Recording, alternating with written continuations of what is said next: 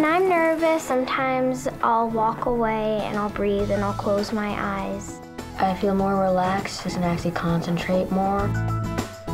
Today we're going to do lesson 3 from the Mind Up book. How many of you have ever exercised before? Show of hands.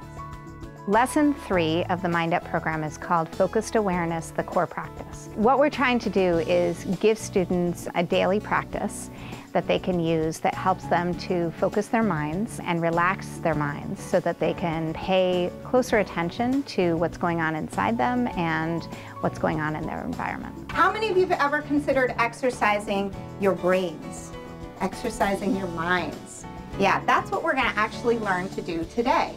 We're going to learn how to exercise our minds. This lesson is really closely linked to brain research in the fact that what we find now is that your brain is able to focus its attention better if it's in a relaxed state.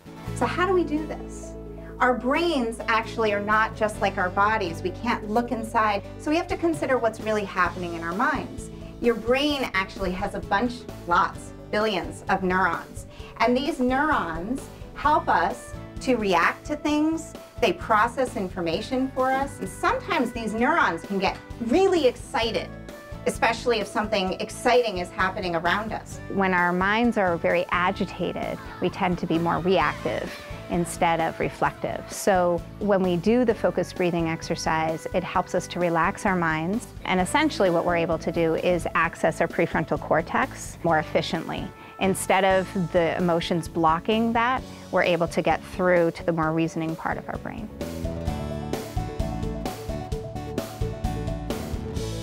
What do you think is the best way for our neurons to be? Super excited, really tired, or kind of in the middle? What do you think? Yeah.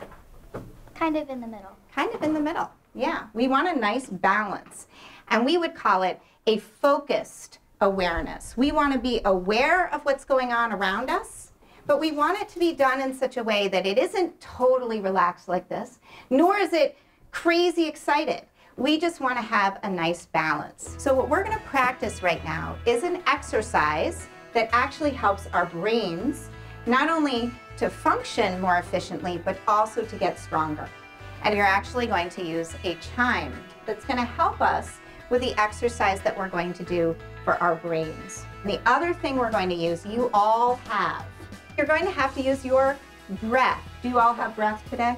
Yeah. Did you all bring it with you? Let's just check though to make sure you're really breathing. So everybody put your hand right here on your belly, okay? Who can feel your breath right now? Can you feel yourself breathing? Nice. We are conscious of our breath in a focused breathing exercise, and that's what makes it really different than just sitting still. You're actually focusing on the air coming into your body and then going out of your body.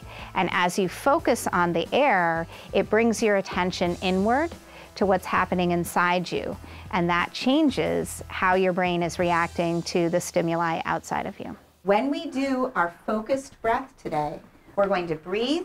We're going to use a sound to help us focus on our breath, and all of these things combined are going to help our brains. The resonant sound made by a chime or some other sort of instrument will help the students to maintain the focus on their breath. So what we're going to try to do is breathe in through our noses. Everybody try that for a moment.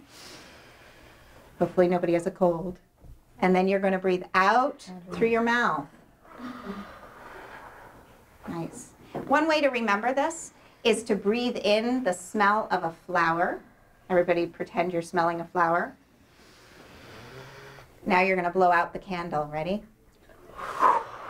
It's very important when they do focused breathing that they have their own space. The other thing we have to do before we get ready to actually exercise our brains is to get very comfortable in our chairs. And then you ask the students to put both feet on the floor so that they're sitting up nice and straight. The more we can do to help our brains get oxygen when we do our breathing exercise, the better it is for our brains. You might remind them a couple times to breathe in through their nose and out through their mouth, and remind them to focus on their breath. You might also remind them that it's okay if they're getting distracted or if they have other thoughts in their mind, that that's normal, but just to let the thoughts kind of brush on by and then come back to their breath. And when you hear the second chime, that's a signal to you to look up, to open your eyes, and to rejoin the class, and we're going to talk about how it may have made you feel.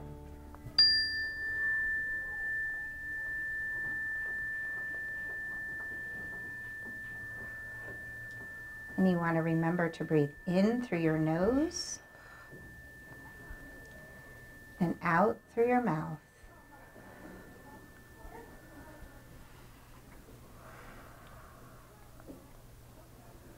Help your mind by focusing on your breath.